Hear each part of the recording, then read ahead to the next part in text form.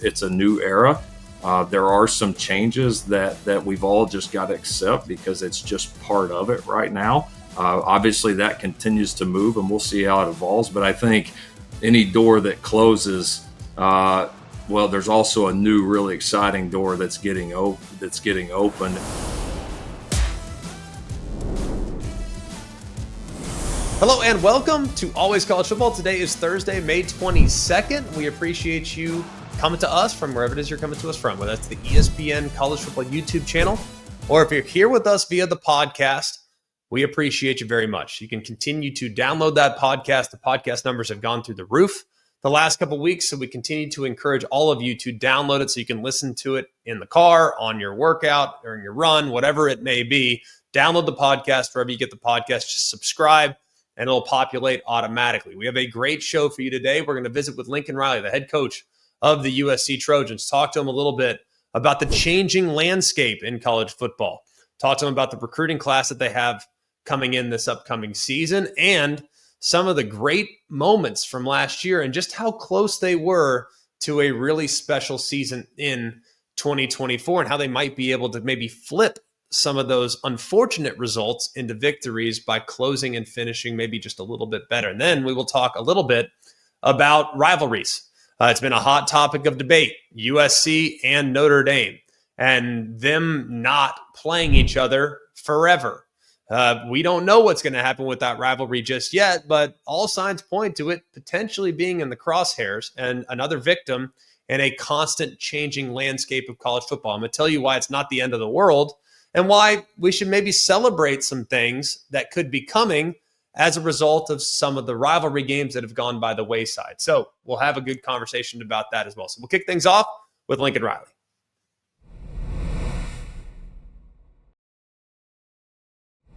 He's the head coach of the USC Trojans, now entering in to another great year, year 4. It seemed like it's flown by. Lincoln Riley. Coach, what's going on, man? I can't believe how fast it's gone. I feel like we just talked to you and you arrived in LA. Now a bunch of wins later, here we are entering year 4. Yeah. Good to see you, Greg. It's kind of wild to think back. You kind of get so entrenched in the rebuild and learning the place and all of that to kind of sit back and look at it and say, hey, it's year 4 it's kind of wild, but it's been a fun journey. It's a great place to do it at, and we've created a lot of momentum, especially here as of late. That's been a lot of fun. Yeah, and we're absolutely going to get to the momentum that's been created, the excitement that surrounds your upcoming recruiting class, this upcoming season for sure. But I want to start by kind of reflecting back a bit. Now, 3 years in, you kind of have a good feel. You've attacked the first season, had an amazing year with a bunch of new additions, a few less transfer portal players, new defensive coordinator. It's kind of been a bit of a whirlwind, but reflecting back on kind of what you've learned over the last few years, how has your perspective changed?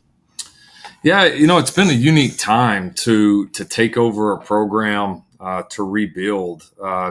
There's always that's always to me like a fun challenge, and you get to a place and you try to figure out, all right, hey, how can we make this better? How can we elevate it?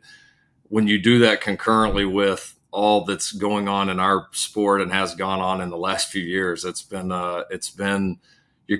like you're trying to balance two different things, and so. But I feel like we've learned a lot. I think we've evolved in a lot of ways. I think we've made some changes that were necessary for us to continue to elevate as a program. And we came here.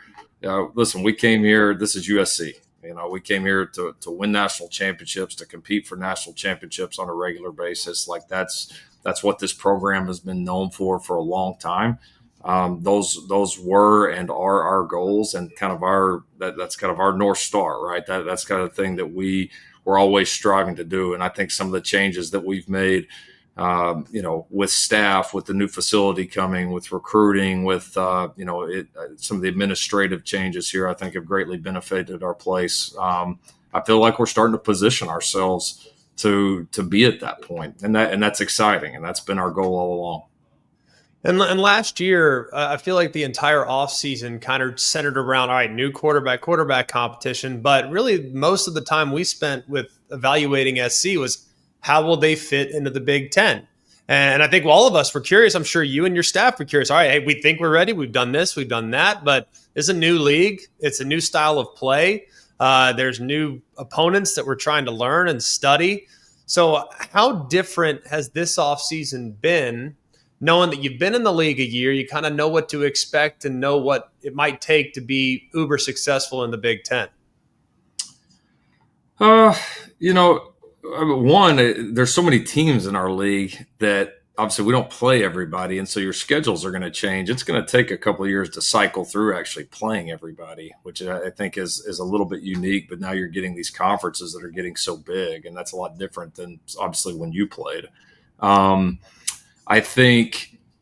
Yeah, I mean it's a really good league. There's a lot of really good teams, a lot of really good brands, good players, good coaches. I mean it's I would say the depth in this league from top to bottom is extremely strong. You know it's going to be a challenging game week in and week out. Yeah, as far as kind of what I knew, I mean I think we all kind of expected that. Like it's going to be a good league. It's going to be a tough league. I don't know that there was anything really out of the ordinary.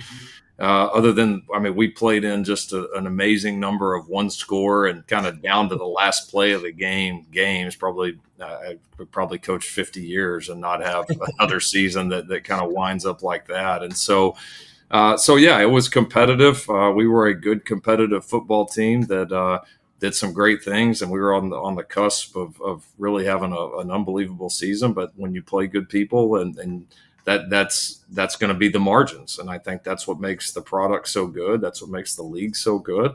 For us, I think not so much focus on the competition or league or travel or all of that. I mean, I still think football is football. I think our focus has been, again, what we envision this program being.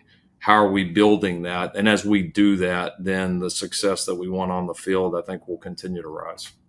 You referenced the one-score games, how often you had leads in the game. I think there was a lot of positives to take from last year, and now I would imagine heavy emphasis on finishing, knowing that just a couple games got away from you that it seemed like for at least a period of time you had solid control of. So how have you made that a point of emphasis in your approach this offseason? And, hey, getting that lead's great, but sustaining that lead is of the utmost importance.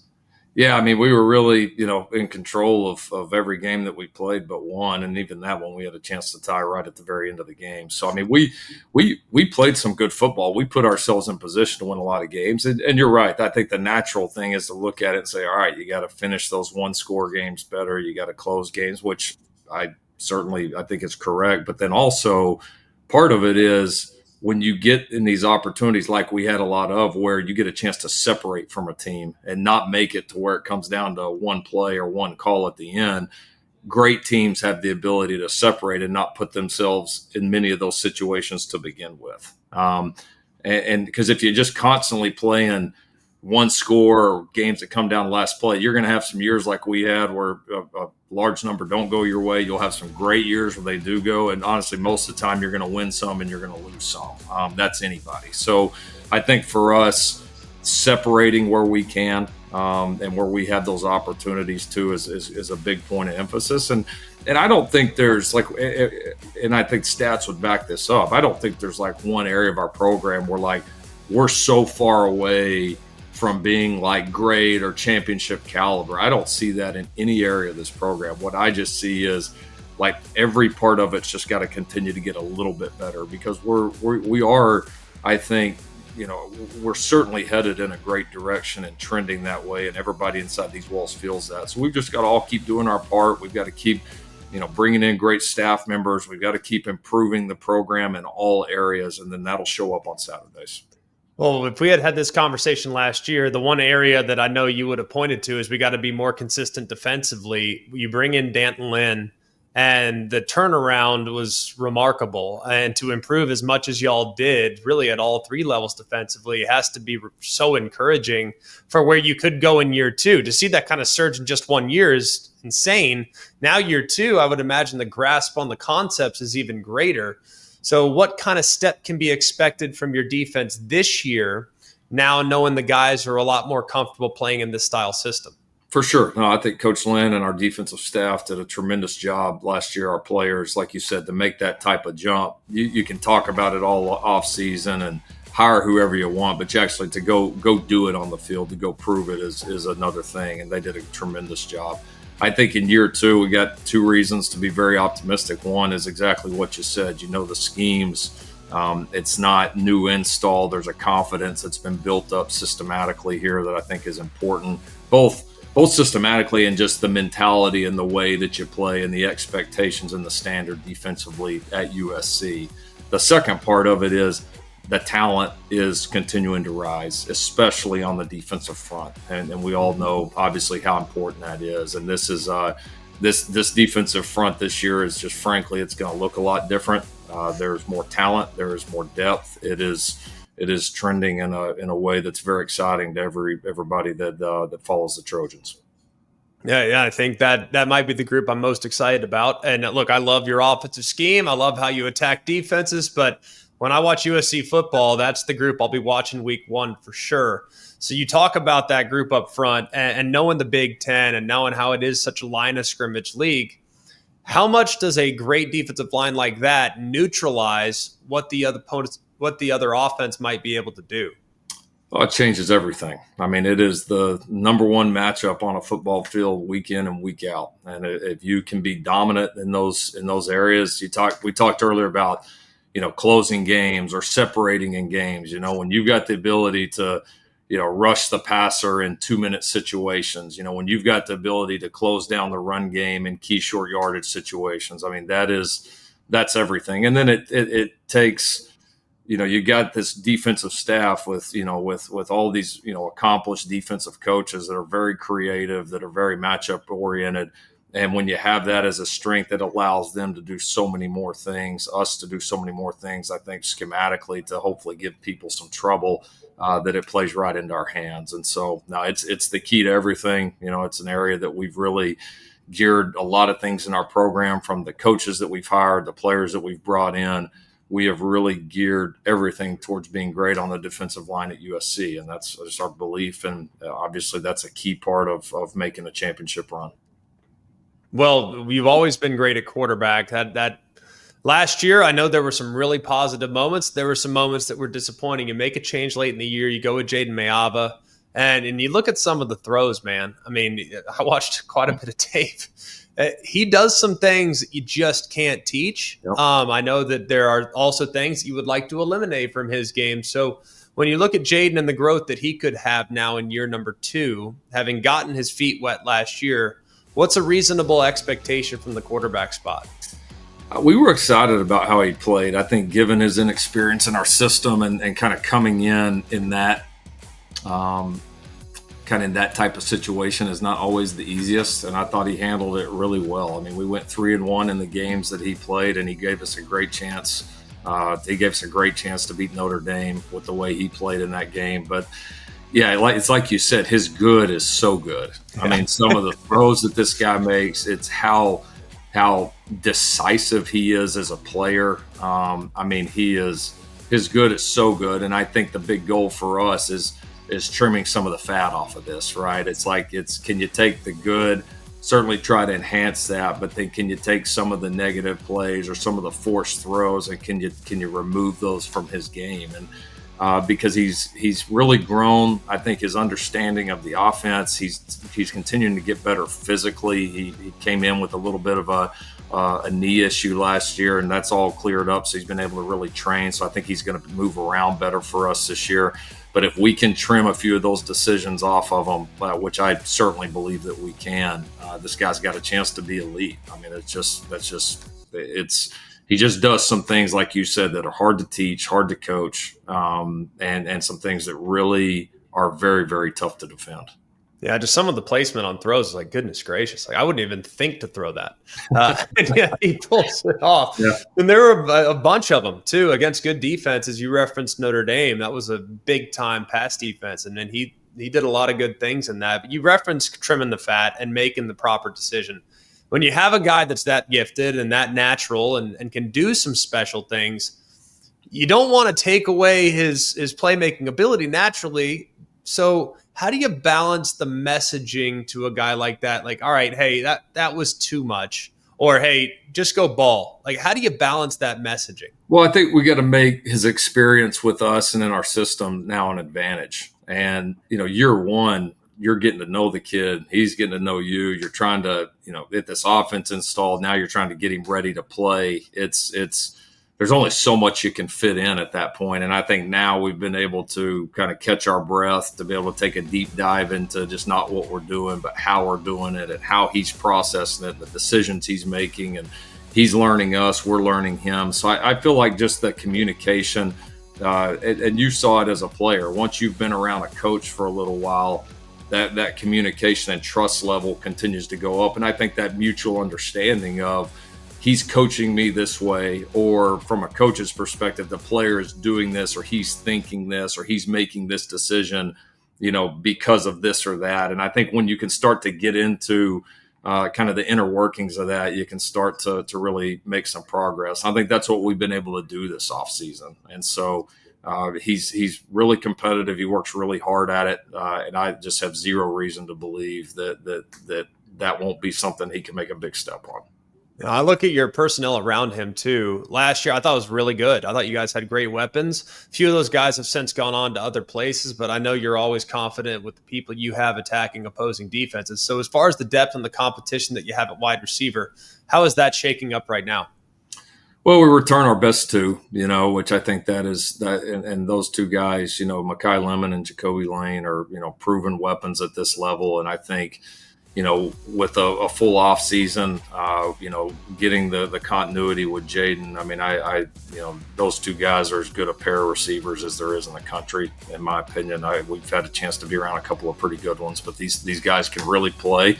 And I think building the depth around those guys is going to be super important, both at the tight end position, certainly the other receivers, which we got a number of guys that we feel like can certainly make big plays and be big factors for us. And then the other big piece of it always for a QB is, the run game, obviously the offensive line, the running backs, being able to run the football effectively. And when we've been at our best, that's been something we've been very, very good at and really lean on. And so all of those factors will go into it, but I see nothing here offensively that leads me to believe that this shouldn't be one of the best groups in the country.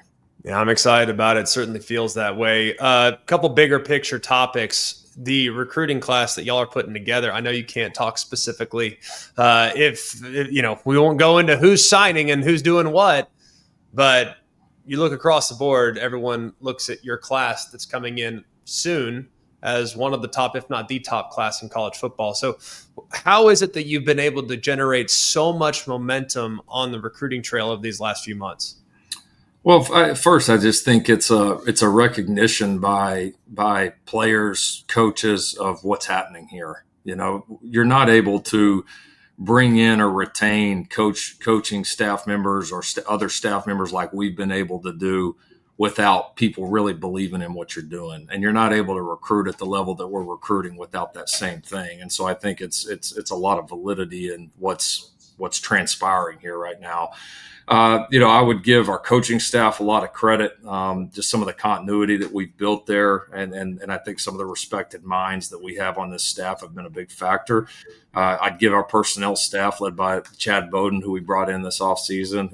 They've done an absolutely phenomenal job meshing with our staff and with our program, and feel like that's really in a great place. I think people are very excited about this new facility that we're building. I know that there's other new facilities that pop up from time to time. But the difference here is this is something that has been very much needed at USC for a long time. And so I think the difference from kind of maybe, what we've been in and what we've worked with to what that's now going to be is really, really special. And I think people are able to see that when they come on campus right now.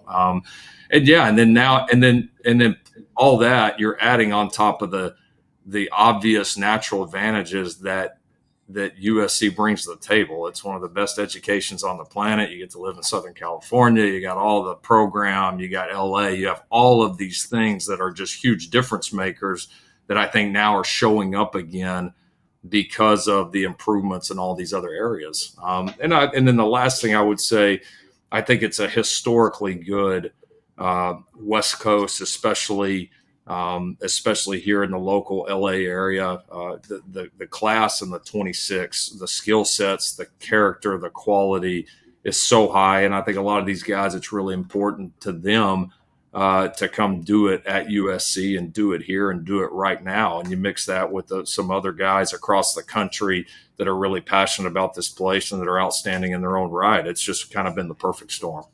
Yeah, I think back in the day, it was one of those questions. If there was a West Coast kid, you had to ask a simple question: is USC recruiting him? They say yes. It's like, all right, well, we can move on because he's going to SC. I felt like that's the way it was when I was growing up. Look, and that's I think right. It's becoming that again. Yeah, and to that point, I mean, even when I coached at Oklahoma, we started recruiting the West Coast, a lot because SC had been down a little bit. And It felt like, all right, there might be an opening to get in there and have a chance to recruit some of those kids. And, obviously, when this thing is up and running, it just brings some things to the table that that are pretty tough to compete with. Yeah, it's a special place. That's for sure. We all know that. Anyone that's been there knows that for sure. Like, you're from Texas. I'm from Texas. I grew up in the Big 12. I grew up in an era where the Big 12 was the king, and Texas and Oklahoma was amazing, and Texas Tech was amazing, and watching Cliff and those guys and watching Coach Leach and all that fun stuff. Texas A&M. And I understand, look, the world changes, things change. You're now at SC, you're now in the Big 10. Like, the world has changed. So what would you say to the fans that are kind of still holding on to the history of college football, and with where we're going, having been a guy that's experienced firsthand a ton of changes to the landscape over the last few years?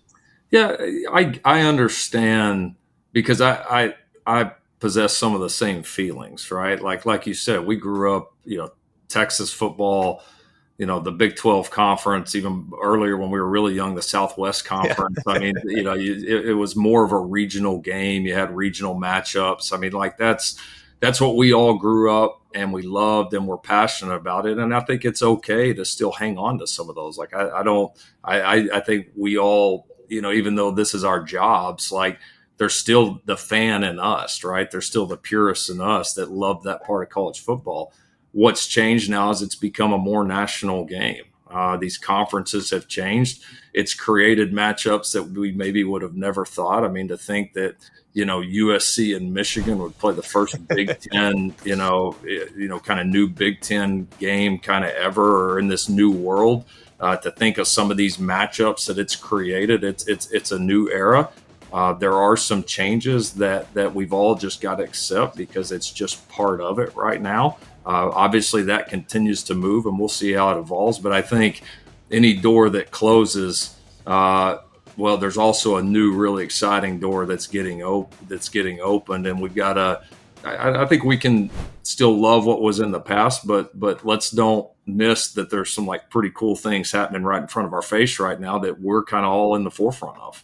Yeah, and look, I know you're a huge college football fan. I know you respect the history and the tradition of college football. It does feel like we're kind of getting to a world, though, that is somewhat unrecognizable. Like, I'm going to watch every Saturday for sure. That's not going to change. I love it. I'm addicted to it. But I do feel like some fans are getting a little concerned with where we could go. Does it concern you at all by chance?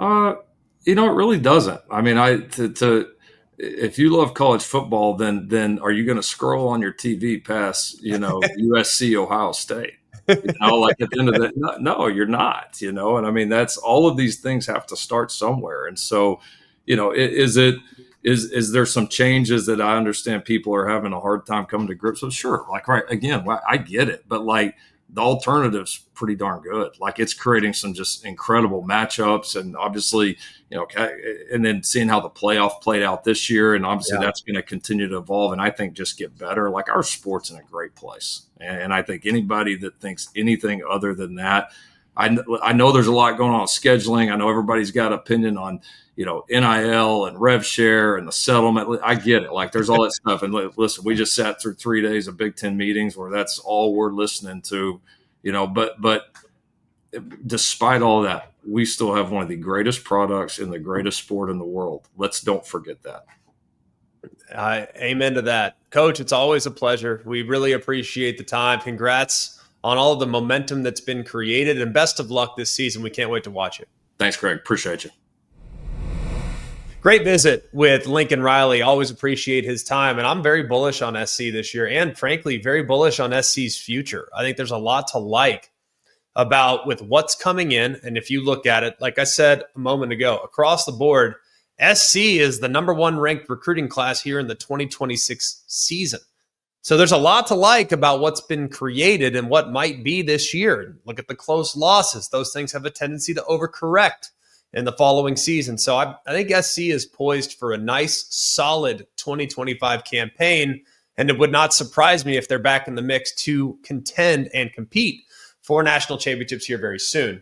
Another hot topic of conversation here in the college football world the last couple weeks has been rivalries. It's always something that we talk about, and if you look at our focus groups at ESPN, our focus groups basically we do polls across the board, and we learn so much about consumer behavior, and we learn so much about fans and what fans' preferences are. And fans, you would think, all right, what's your most important thing as a fan? What do you care most about? And you would think, oh, well, winning championships, winning games, competing for championships. All that's good, but that applies to a very small segment of the college football population. By and large, the most important thing to college football fans are rivalries. Rivalries. Because every single team has one. It doesn't matter if you play in the Mid-American Conference. It doesn't matter if you play in Conference USA or in the SEC, the Big Ten. Rivalries, above all else, are the most important thing that we have going for us in college football. And rivalries, frankly, they're not what they once were in a lot of ways. And I think that people kind of misunderstand when I say that. Rivalries are still the most important thing, but the reality is with the new formats that we have in college football, we could very easily see Ohio State play Michigan 3 times in one season. Last year, we saw Georgia and Texas. I know not a traditional rivalry, but they played 2 times last year and were a game or 2 away from playing each other again in the college football playoff. Had Texas won their game, had Georgia won their game, they would have played for a 3rd time in the national championship. So rivalries, I think, are a little different than they once were because it's no longer, hey, you have one chance, one shot at your rival, and then you have to live with the outcome of that game for the next 364 days. It's not like that anymore. We see games that happen more and more often, and that's not going to slow down in the event in which we expand the playoff further from 12 to 14 to potentially 16 teams. But one rivalry that has come under the microscope in the last couple of days has been the rivalry between the USC Trojans and the Notre Dame Fighting Irish. It's sounding like this game could kind of approach the finish line here in the next couple of years. Now, I'm okay with where we're going in college football. I understand that. I can live with the realignment that we're seeing in conferences over the last few years. I can get on board with that. I understand that it's uncomfortable. I understand that it's different. But I also know that with some of this conference realignment, there have been several rivalries that have been broken. And a handful, if we want to go all the way back to 2012, we've had rivalries broken almost annually, whether it's Missouri and Kansas, the border war, the border showdown. I know they play this year, and I'm excited to have that game back on the books. But that was a game that went away for quite a while. Texas and Texas A&M. That rivalry was renewed this past year, but it went away for more than a decade. And it's a game that I grew up with and one that I hold in great, great esteem. Like, I love that game. It was probably one of my favorite games as a young kid in the Dallas-Fort Worth area. Oklahoma and Oklahoma State played their last game a couple years ago. I hate that Bedlam no longer goes on, but it is what it is. And hopefully in time, cooler heads will prevail and those teams will play each other yet again. But that's a 3 or 4 rivalry games that have all gone by the wayside as the landscape continues to change in college football. I want to protect rivalries as best we possibly can. But in the event in which Notre Dame and USC goes away, I will be disappointed as a college football fan. I think most USC fans and Notre Dame fans will be disappointed because that was a game I grew up with. I remember almost annually. I was born in Los Angeles, California, supported the USC Trojans as a young kid, but as an Irish kid in Southern California, I also liked Notre Dame. So that was one of my favorite games to watch almost every single year before I even became a diehard college football fan. So I want to protect that game. By all means, I want to protect that game. But I'm amazed at how many people are losing their mind about the possibility of that game not being played. Where was the uproar? Where was the uproar last year when USC and Stanford didn't play for the first time since 1905?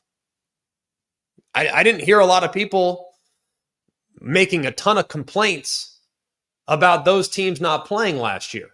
I didn't see people up in arms. And by the way, that is the oldest rival that USC has. Now Notre Dame gets thrown in the mix, and all of a sudden, oh my gosh, I mean, the world is falling, right? Guys, rivalries are going to go by the wayside in the modern era. I don't love it, but I acknowledge that it's the reality of doing business nowadays. Now, like I said, hopefully that game's protected, but where's the uproar when it comes to UCLA and Cal, another game that went by the wayside? Where's the uproar when Nebraska and Colorado broke away? Where was the uproar when Miami and Florida stopped playing each other annually? Like, I understand that there are some games that move the needle far beyond that of some of the games that I just mentioned. But shouldn't we treat all rivalry games somewhat similarly? Shouldn't the coverage of SC Stanford dying last year, shouldn't that be treated comparably to what might happen here in the future if Notre Dame and SC don't play? Probably so. So I think that there's going to be naturally, when we have rivalry games that are going away, it's always finger pointing, right? Always. Well, they don't want to play us. Oh, well, they don't want to play us. Oh, we don't need them. Oh, well, we don't need them. It's always finger pointing. But at the end of the day, I think the goal should be for all of us as college football fans to acknowledge that the world is changing beneath us.